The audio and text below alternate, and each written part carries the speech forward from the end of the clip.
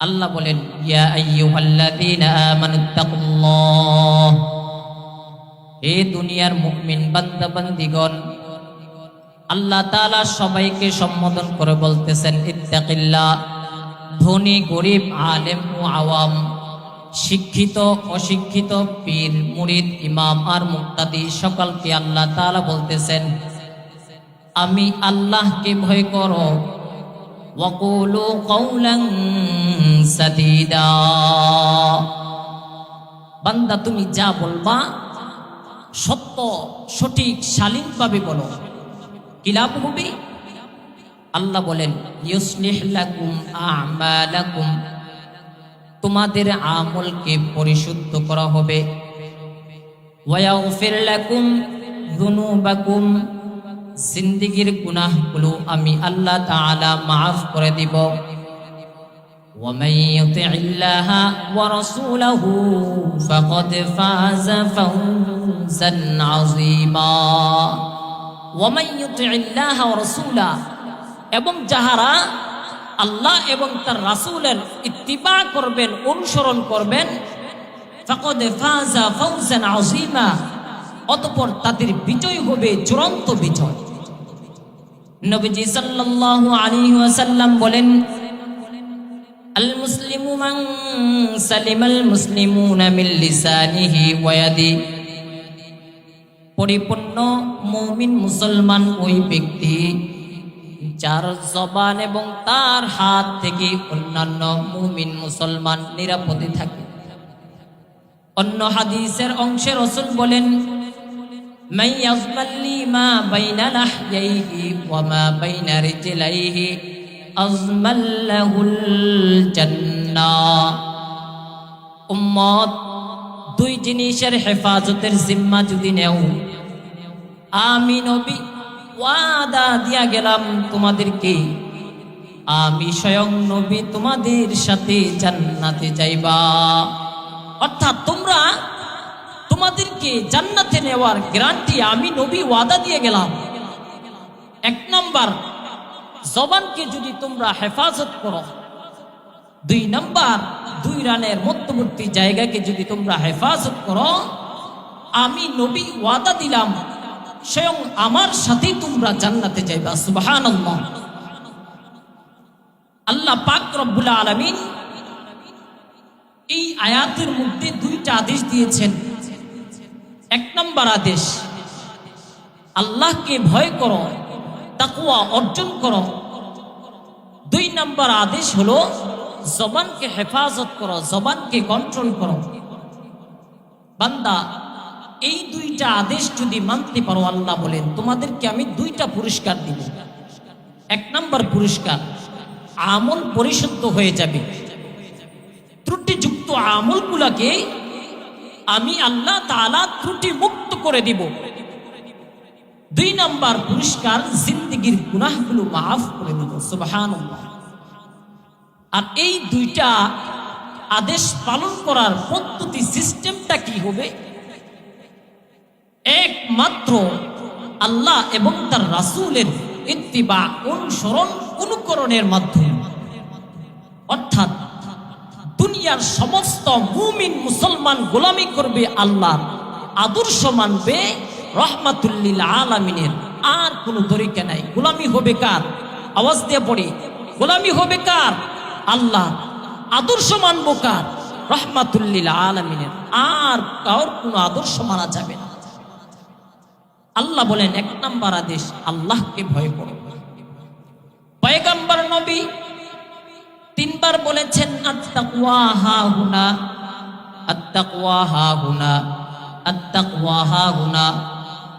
উম্মত, এই তাকওয়াটা এমন একটা সম্পদ, এই আল্লাহ তাআলা তোমাদেরকে যেই চোখ দিয়েছে, এই চোখ দ্বারা তোমরা এই তাকওয়াটা দেখতে পাবা না। আত্তাকওয়া ফিত তাআ ওয়াল ইখলাস। তাকওয়াটা ইবাদতের বেলায় কখনো কখনো তর্জমা হয় ইখলাসের। ইখলাস কাকে বলে? দুনিয়া পার্থিব চাহিদা মুক্ত, উদ্দেশ্য প্রণোদিত মুক্ত। এবং প্রদর্শনের ইচ্ছা মুক্ত যেই কাজটা হবে এর নামই হলো ইখলাস। কোন জিনিসের বিনিময় হবে একমাত্র আল্লাহর জন্য, দুনিয়ার কারোর উদ্দেশ্য হবে না। খালিসান লিওয়াজহিল্লাহি তাআলা। বান্দা তুমি যা বলবা যা করবা সব হবে একমাত্র আল্লাহর জন্য। কার জন্য হবে?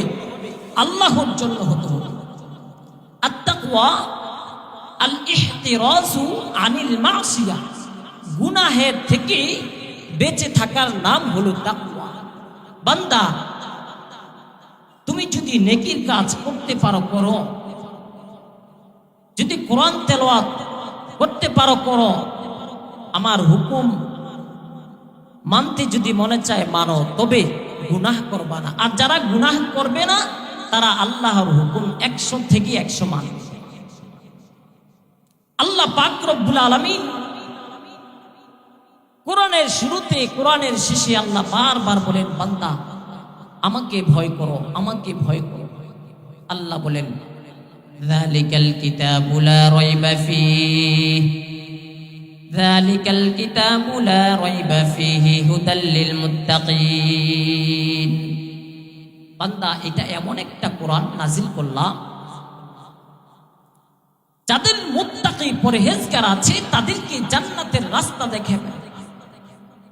তাকওয়া মানে আল্লাহর ভয়, আর যিনি আল্লাহকে ভয় করবেন তার নাম মুত্তাকি। আল্লাহ বলেন, ওয়াত্তাকু ইয়াওমান তুরজাউনা ফীহি ইলাল্লাহ। বান্দা ভয় করো ওই দিনকে, ওই হাসরের দিনকে ভয় করো যেদিন আমি আল্লাহর আদালতের মধ্যে দাঁড়াইয়া হিসাব দিতে হবে। বান্দা কিসের হিসাব? আমি আল্লাহ তাআলা তোমাকে বানাইয়া দুনিয়ার মধ্যে সৃষ্টির শ্রেষ্ঠত্ব দিয়া দুনিয়ার মধ্যে পাঠাইলাম। কেন পাঠাইলাম? আমি আল্লাহ তাআলা তোমাদেরকে অনার্থক বানাই নাই, অনার্থক হিসেবে আমি তোমাদেরকে সৃষ্টি করি নাই।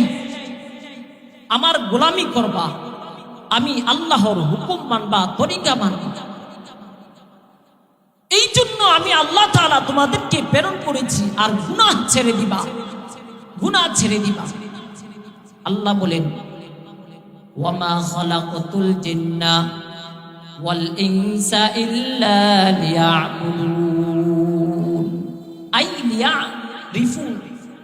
আমার ইবাদতের জন্য মানুষ এবং জিন জাতিকে বানাইলাম। কিন্তু আমাদের দুনিয়ার সবে কামাই করতেছি, সকাল থেকে সন্ধ্যা পর্যন্ত শুধু দুনিয়া দুনিয়া দুনিয়া, কিন্তু আমরা আখিরাতকে ভুলে গিয়ে দুনিয়া নিয়ে যদি পড়ে থাকি হবে না। আল্লাহর সামনে দাঁড়ানোর ভয় করতে হবে। যারা আল্লাহর সামনে দাঁড়াইবে এই ভয় অন্তরের মধ্যে থাকবে, ওই বান্দারা কখনো গুনাহের কাজ করতে পারে না। ইবাদতের বেলায় তাকওয়া মানে ইখলাস। বান্দা তুমি যা করবা যা বলবা সব হবে একমাত্র আল্লাহর জন্য। কুল ইন্না সালাতি ওয়া নুসুকি ওয়া মাহইয়ায়া ওয়া মামাতি লিল্লাহি রাব্বিল আলামিন। বান্দা তোমার নামাজ, তোমার কুরবানি, তোমার জীবন, তোমার মৃত্যু একমাত্র আমি আল্লাহর জন্য হতে হবে। কার জন্য? আমরা যে নামাজ পড়ি, ইবাদত করি, কার জন্য? দুনিয়ার মানুষের জন্য? একমাত্র আল্লাহর জন্য আমরা এই ইবাদত করি। এই জন্য আল্লাহ বলেন, সেজদাটা একমাত্র আমাকেই দিবা। যদি আমাকে পাইতে চাও তাহলে সেজদাটা আমি আল্লাহর কুদরতি পায়ে সেজদা করো। আর আমি আল্লাহ তাআলা এই কুদরতি সেজদার কারণে তোমার গুনাহগুলোকে মাফ করে দেব। সুবহানাল্লাহ। যেই নবীর কোনো গুনাহ নাই, আল্লাহ ওই নবীকে বলেন, ও পয়গম্বর আমি আল্লাহকে ভয় করে চলেন, কাফের আর মুনাফিকের অনুকরণ করবেন না। ইয়া আইয়ুহান নাবিয়্যুত্তাকিল্লাহ ওয়া লা তুতি'ল কাফিরিনা ওয়াল মুনাফিকিন। পয়গম্বর আমি আল্লাহকে ভয় করেন, দুনিয়া দুনিয়ার কাউকে ভয় করবেন না, আমি আল্লাহকে ভয় করবেন। কাফের আর মুনাফিকের অনুকরণ করবেন না। নবীর কোনো গুনাহ নাই, তারপরেও আল্লাহ ওই নবীকে বলেন আমি আল্লাহর অনুসরণ করেন। সাহাবাই কেরামের জিন্দেগির দিকে তাকান, 10 জনকে আল্লাহ তাআলা জান্নাতের সার্টিফিকেট দিয়ে দিলেন। হযরত আবু বকর রাদিয়াল্লাহু তাআলা আনহু, হযরত ওমর ফারুক রাদিয়াল্লাহু তাআলা আনহু, উসমান গনি রাদিয়াল্লাহু তাআলা আনহু, এরকম ক্রমান্বয়ে আল্লাহ তাআলা 10 জনকে জান্নাতের সার্টিফিকেট দিলেন। কিন্তু তাদের জীবনের দিকে তাকায়া দেখেন, সারা রাত কান্না করতেন, নামাজের মধ্যে কান্না করতেন। কারণ কি?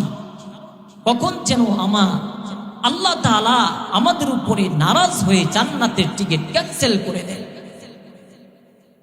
হযরত আবু বকর রাদিয়াল্লাহু তাআলা আনহু মসজিদে নববীর মধ্যে দাঁড়ায়া দাঁড়ায়া শেষ রাত্রে উঠে নামাজে কান্না করতেছে। সাহাবাই কেরাম পাশে ছিলেন। নামাজের শেষে হযরত ওমর আবু বকর রাদিয়াল্লাহু তাআলা আনহুকে বললেন, হে আবু বকর, নামাজের মধ্যে কেন আপনি কান্না করেছেন? তো আবু বকর রাদিয়াল্লাহু তাআলা আনহু বললেন, আমি যখন কোরআন তেলাওয়াত করতেছি নামাজের মধ্যে, তখন এমন একটা আয়াত আসলো, তখন আমার আর চোখের পানি ধরে রাখতে পারে না। ইন্নাল্লাহা আশতারা মিনাল মুমিনিনা আনফুসাহুম ওয়া আমওয়ালাহুম বিআন্না লাহুমুল জান্নাহ। আল্লাহ বলেন, আমি মুমিনের জান মালের বিনিময় জান্নাত দিয়া দিলাম। তো সাহাবাই কেরাম তো আরবি ভাষা জানেন, তারা বলতেছেন এটা তো জান্নাতের সুসংবাদ, এটা তো আর খুশির সংবাদ, আমাদের জান মালের বিনিময়ে আল্লাহ জান্নাত দিয়ে দিয়েছেন। হযরত আবু বকর রাদিয়াল্লাহু তাআলা আনহু বলেন, ও আমার সাহাবাই কেরাম শুনেন, আমি কিছুদিন আগে আমার কাপড়ের দোকান আছে, ওই কাপড়ের দোকান থেকে এক মহিলা কাপড় নিয়ে গেল। আবার কিছুদিন পরে এই কাপড়টা এসে আমাকে দোকানে দিয়ে গেল। তখন আমি টাকাটা ফেরত দিয়ে দিলাম। দেওয়ার পরে আমি প্রশ্ন করলাম, আম্মা জান, কাপড়টা অনেকদিন আগে নিলেন, আবার আজকে এসে ফেরত দিতেছেন, কি হয়েছিল? এক কথায় মহিলা জবাব দিয়ে বলল, তোমার দোকানের কাপড় আমার কাছে পছন্দ হয় নাই। তখন আবু বকর রাদিয়াল্লাহু তাআলা আনহু বলতেছেন, আমি নামাজের মধ্যে এই জন্যই কান্না করেছি, ওই হাসরের দিন যদি আমি আল্লাহর আদালতের মধ্যে দাঁড়াইয়া বলি, আল্লাহ যদি আমাকে বলে, আবু বকর কি চাও? আমি যদি বলি, আল্লাহ এই যে নামাজ, রোজা, কোরআন তেলাওয়াত, ইবাদত বন্দেগী করলাম, এইগুলোর বিনিময়ে আমাকে আপনি জান্নাত দিয়া দেন। আল্লাহ যদি আমি আবু বকরের উপরে নারাজ হইয়া যদি বলে, তোমার নামাজ তুমি নাও, তোমার রোজা তুমি নিয়ে যাও, তোমার ইবাদত বন্দেগী তুমি নিয়ে যাও, কি উপায় হবে ওই দিন? এই জন্য আমি নামাজের মধ্যে কান্না করেছি। সাহাবাই কেরাম জান্নাতের টিকিট পাওয়ার পরেও তাদের কান্না বন্ধ নাই।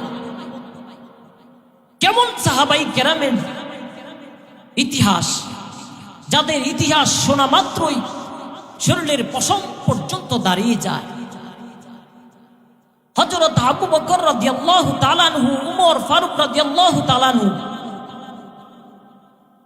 তারা জান্নাতের টিকিট পাওয়ার পরেও কান্না বন্ধ নাই। তো 1 নাম্বার আলোচনা করেছিলাম আল্লাহকে ভয় করো, 2 নাম্বার জবানকে হেফাজত করো।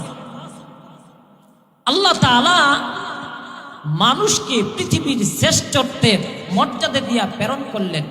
আল্লাহ বলেন, বান্দা তোমরা যদি আমার নিয়ামতের শুকরিয়া আদায় শুরু করো, কখনো তোমরা শেষ করতে পারবা না। ওয়া ইন তাউদ্দু নি'মাতাল্লাহ লা তুহসুহা, তোমরা কখনো সম্ভব না, কখনো পারবা না শেষ করতে আমার নিয়ামতের শুকরিয়া আদায় করতে। আপনি আপনার শরীরের দিকে তাকায়া দেখেন, আল্লাহ তাআলা কি সুন্দর দুইটা হাত দিয়েছেন, যার একটা হাত নাই সে জানে এই হাতের মূল্য, হাতের দাম কত বেশি। আপনার যে দুইটা কান দিয়েছেন, দুইটা পা দিয়েছেন, যার কান নাই পা নাই সে জানে এই কানের কত দাম, কানের কত মূল্য। যার পা নাই সে জানে পায়ের কত দাম। আল্লাহ তাআলা আমাদেরকে এই সব কিছু দিয়া বললেন, বান্দা জবানকে হেফাজত করবা। কিন্তু এই শরীরের মধ্যে সবচাইতে দামি অঙ্গটা হলো এই মাথাটা। এই মাথার ভিতরে আল্লাহ তাআলা এই যে মুখ দিলেন, মুখের ভিতরে দিলেন দাঁত, দাঁতের ভিতরে আল্লাহ তাআলা জিহ্বাটা স্থাপন করলেন। আল্লাহ বলেন, বান্দা জবানকে হেফাজত করবা। এই জবান দিয়া আমি আল্লাহর গুণকীর্তন করবা, কোরআন তেলাওয়াত করবা, তাসবিহ তাহলিল পড়বা। এই জবান দিয়া মানুষকে গালমন্দ করবা না, এই জবান দিয়া মানুষকে কষ্ট দিবা না, এই জবানের মাধ্যমে মানুষের উপরে আঘাত করবা না, এমন কোনো কথা বলবা না যারা তোমার এই জবানের কটুকতার কারণে মানুষ কষ্ট পায়। এই জন্য যারা জ্ঞানী মানুষ তারা কথা বলার পূর্বে বুঝে শুনে কথা বলে। মুসলিম শরীফের মধ্যে আসছে, একদিন হযরত নবীজি সাল্লাল্লাহু আলাইহি ওয়াসাল্লাম পয়গম্বর রাহমাতুল্লাহ আলামিন সাহাবাই কেরামকে প্রশ্ন করলেন, ও আমার সাহাবাই কেরাম, আপনারা কি জানেন আমার উম্মতের মধ্যে কারা সবচেয়ে বেশি দরিদ্র, কারা সবচেয়ে বেশি গরিব? সাহাবাই কেরামরা বললেন, ইয়া রাসূলুল্লাহ, আমরা তো জানি যারা দুনিয়ার মধ্যে যাদের টাকা পয়সা নাই, সম্পদ নাই, আমরা তাদেরকে গরিব বলে দিই, আমরা তাদেরকে গরিব মনে করি। নবীজি সাল্লাল্লাহু আলাইহি ওয়াসাল্লাম বললেন, না না, তারা গরিব না, আমার উম্মতের মধ্যে তারাই সবচেয়ে বেশি দরিদ্র গরিব, যারা ওই হাসরের দিন এই পাহাড় পরিমাণ নেকি নিয়ে আমি আল্লাহর আদালতের সামনে দাঁড়াবে আর বলবে, আল্লাহ আমাকে জান্নাত দেন। কিসের বিনিময়? এই পাহাড় পরিমাণ নেকির বিনিময়। একদিকে দেখবে আয়েশা আল্লাহর কাছে অভিযোগ করতেছে, আল্লাহ এই বান্দা দুনিয়াতে এই জবান দিয়ে আমাকে কষ্ট দিয়েছে। আরেকজন এসে বলবে, আল্লাহ এই বান্দা দুনিয়ার মধ্যে আমার সম্পদ লুণ্ঠন করেছে, জোর করে আমার সম্পদ নিয়ে গেছে। এইরকম অভিযোগ দিতেই থাকবেন, অভিযোগ দিতেই থাকবেন। আল্লাহ তাআলা সবাইকে নেকি দেওয়ার পর আরো কিছু মানুষ দাঁড়ায়া থাকবে, আল্লাহ এই ব্যক্তি আমাকে এই কাজ করছে, এর বিনিময় নেকি দেন। দেখবে নেকি শেষ। তখন আল্লাহ তাআলা, তখন তারা আল্লাহর কাছে অভিযোগ করবে, এই বান্দা আমাদের যত গুনাহ আছে এই বান্দার মাথার মধ্যে চাপায়া দেন। এই বান্দার মাথার মধ্যে যখন চাপায়া দিবে তো জাহান্নাম ছাড়া কিছুই উপায় নাই, সব নেকি শেষ।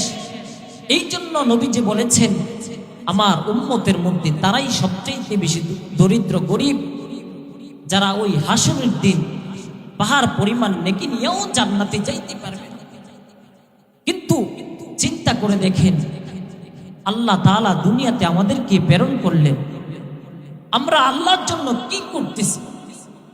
পারি না সহি করে কোরআনটা তেলাওয়াত করতে, পারি না নামাজটা ভালো করে সহিভাবে পড়তে। কিন্তু না, মানুষ জীবনের শুরু থেকে নিয়ে শেষ পর্যন্ত শিখবে, কিন্তু লজ্জা পাইলে হবে না। আপনি নামাজ পড়তেছেন না, ইমাম সাহেবের কাছে বলেন, হুজুর আমি এটা পারি না, সূরা ফাতিহাটা পারি না, আমাকে শিখাইয়া দেন।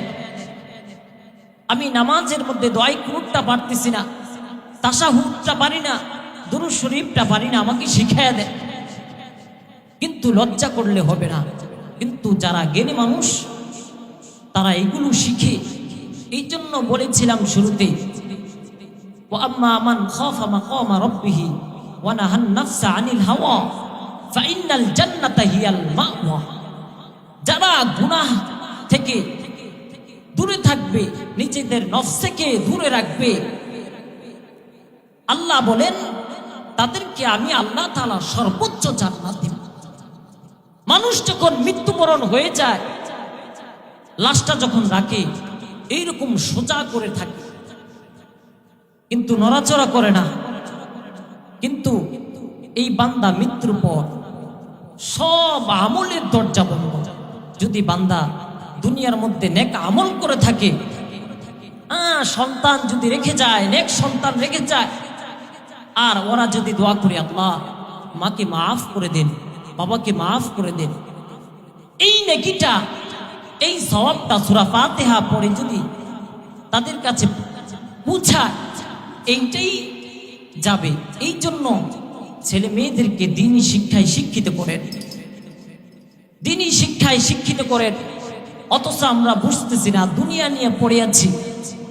আমি বলি নাই আপনার এই সন্তান একেবারে মাদ্রাসায় দিয়ে দেন, না না, কোরআন শিখান।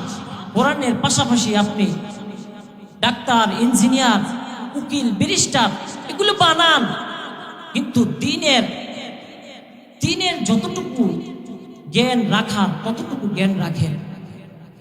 আর যুবক ভাইয়েরা, বাবা মায়ের কথা শুনবেন। যারা এই তিনটা কথা, আমার এই তিনটা উপদেশ মানবে, তাদের জীবনটা হবে একটা ফুলের মতো পবিত্র। একটা গোলাপ ফুল দেখতে যেমন সুন্দর, তাদের জীবনটাও এত সুন্দর হয়ে যাবে। এক নাম্বার, কোনোদিন মুরব্বীদের সাথে বেয়াদবি করবেন না, কোনোদিন মুরব্বীদের সাথে বেয়াদবি করবেন না। 2 নাম্বার, বাবা মায়ের সাথে বেয়াদবি করবেন। 3 নাম্বার, আলেমদের সাথে বেয়াদবি করা যাবে না। এই 3টা জিনিস যদি আপনি নিজের মধ্যে ফিট করে নিতে পারেন, আল্লাহ তাআলা দুনিয়ার মধ্যে আপনার জীবনটা একটা গোলাপের মতো দেখতে যেমন সুন্দর তেমন বানায়া দিবেন। আর বাবা মার সাথে বেয়াদবি করবেন না, কারণ বাবা মারা যদি বদদুয়া দিয়ে দেয়, আকাশ পর্যন্ত পৌঁছতে সময় লাগে না। এর সন্তান, তোমার এই বাবা, এই মা কত কষ্ট করে তোমাকে এই পেটের মধ্যে লালন পালন করেছে। তোমার মা 10 মাস 10 দিন এই পেটের মধ্যে লালন করেছেন। এই মা খাইতে পারে নাই, ঘুমাইতে পারে নাই, বাথরুমে যাইতে পারে নাই। তুমি দুনিয়াতে আসার পরেও কত রাত মা ঘুমায় নাই, বাবা ঘুমায় নাই। কিন্তু সন্তান, বাবা মায়ের সাথে বেয়াদবি করা যাবে না। বাবা মায়ের খেদমত করবেন। যাদের বাবা মা আছে তাদের খেদমত করেন, আল্লাহ তাআলা দুনিয়ার মধ্যেও তাকে চমকায়া দিবেন। কারণ হযরত ওয়াইস করুনি রাহমাতুল্লাহি আলাইহি এর জিন্দেগির দিকে তাকায়া দেখেন। তিনি সাহাবী ওই জামানায় ছিলেন, কিন্তু সাহাবী হতে পারেন নাই। কারণ কি? একমাত্র বাবা মা খেদমতের কারণে। হযরত ওয়াইস করুনি রাহমাতুল্লাহি আলাইহি চিঠি লিখলেন পয়গম্বর রাহমাতুল লিল আলামিনের নিকটে, ও পয়গম্বর, আমার খুব ইচ্ছা আপনার কাছে এসে আমি সাহাবী হব, আমি আপনাকে এক নজর দেখবো, আমার খুব ইচ্ছা পয়গম্বর। কিন্তু আমার মা অসুস্থ, বৃদ্ধা, আমার মায়ের খেদমত করার কেউ নেই। পয়গম্বর রাহমাতুল লিল আলামিন চিঠির ওই পৃষ্ঠায় লিখে দিলেন, ওয়াইস করুনি, আমার কাছে আসার কোনো প্রয়োজন নাই, তুমি তোমার মায়ের খেদমত করো, মায়ের খেদমত করো। নবীজি এই ওই পৃষ্ঠার মধ্যে এই কথাটা লিখে দিলেন। নবীজির কথা অনুযায়ী চলতেছেন। কিন্তু নবীজি বিদায়ের পূর্বে হযরত ওমর ফারুক রাদিয়াল্লাহু তাআলা আনহুকে বলে গেলেন, হে ওমর, আমার বিদায়ের পর ওই ইয়ামারের থেকে ওয়াইস করুনি নামক একটা লোক আসবে, আমাকে খুঁজবে, তখন তোমরা তার কাছ থেকে দোয়া নিও। নবী বিদায়ের পরে ইয়ামান থেকে মদিনার মধ্যে যত কাফের আসে, ওমর রাদিয়াল্লাহু তাআলা আনহু খুঁজতে থাকেন। কোনো সারা শব্দ নাই, পাচ্ছেন না। অনেকদিন পর ইয়ামান থেকে এক কাফেলা আসলো, খোঁজ খবর নিয়ে দেখলেন এই কাফেলার মধ্যে এই ওয়াইস করিন নামক লোক আছে। তখন ওমর রাদিয়াল্লাহু তাআলা আনহু বললেন, হে ওয়াইস করুনি, আমাদের জন্য দোয়া করে। তো ওয়াইস করুনি চোখের পানি ছেড়ে বলতেছে, আপনি তো রাসূলের জালিলুল কদর সাহাবী, আপনি আমাদের জন্য দোয়া করবেন। কিন্তু না, হে ওয়াইস করুনি, নবীজি বলে গিয়েছেন আমাকে তোমার কাছে থেকে দোয়া নেওয়ার জন্য। কারণ এত দামি হওয়ার কারণ কি? বাবা মায়ের খেদমত করার কারণে। বাবা মাকে কষ্ট দেওয়া যাবে না, বাবা মায়ের খেদমত করতে হবে। প্রিয় দুস্থ বুজুর্গ, কিন্তু দুনিয়াতে আল্লাহ তাআলা কেন পাঠাইলেন? কেন আমাদেরকে দুনিয়ার মধ্যে এত মর্যাদা দিলেন? সৃষ্টির শ্রেষ্ঠত্ব মর্যাদা দিয়া পাঠাইলেন কেন? এটা ভুলে যাওয়া যাবে না। ভুলে যাওয়া যাবে না। আল্লাহর ইবাদত করবেন, সকাল সন্ধ্যায় 5 ওয়াক্ত নামাজের পরে যেই তালিমগুলো আছে, যেই সূরাগুলো আছে, এই সূরাগুলো পড়বেন। আপনি কোরআন পারেন না, চেষ্টা করেন, তাকায়া থাকেন, হাযা কালামু রব্বি, এটা আমার আল্লাহ তাআলার কালাম। তাকায়া থাকেন, দেখলেও সওয়াব। কেমন সওয়াব? প্রত্যেকটা বান্দা যদি কোরআন পড়তে পারে, সর্বনিম্ন প্রত্যেকটা হরফের বিনিময় 10টা করে নেয়। প্রত্যেকটা হরফের বিনিময় 10টা করে নেয়। সূরা ফাতিহা পড়েন, সকাল সন্ধ্যায় পড়েন, প্রত্যেক নামাজের পরে আয়াতুল কুরসি পড়েন, 4 কুল পড়ে বুকে ফু দেন। নিজের একটা সন্তানকে দিনের সহি জ্ঞান দিয়ে যান। তাদেরকে একটা সন্তান মাদ্রাসায় পড়া, আপনি বিদায়ের পরে যেন দোয়া করতে পারে, আল্লাহ বাবাকে মাফ করে দেন, মাকে মাফ করে দেন, রব্বির হামহুমা কামা রব্বায়ানি সগীরা, এই কথা বলে যেন দোয়া করতে পারে। একজন সন্তান আলেম বানায় যান, যেন আপনি বিদায়ের পরে সে আপনার জানাজাটা আপনার সন্তান দেয়। এই চিন্তা করেন, একটা সন্তান মাদ্রাসার মধ্যে পড়া।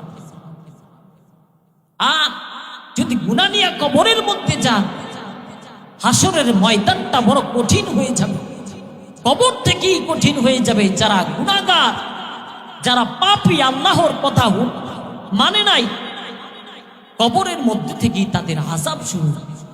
আল কবরু রাউদাতুম মির রিয়াদিল জান্নাহ আও হুফরাতুম মিন হুফারিন নার। বান্দা, এই কবরটা কার জন্য জান্নাতের বাগান হয়ে যাবে, আবার কার জন্য এই কবরটা জাহান্নামের গর্ত হয়ে যাবে। যখন ফেরেশতারা এসে আপনাকে প্রশ্ন করবে, মার রব্বুকা, তোমার রব কে?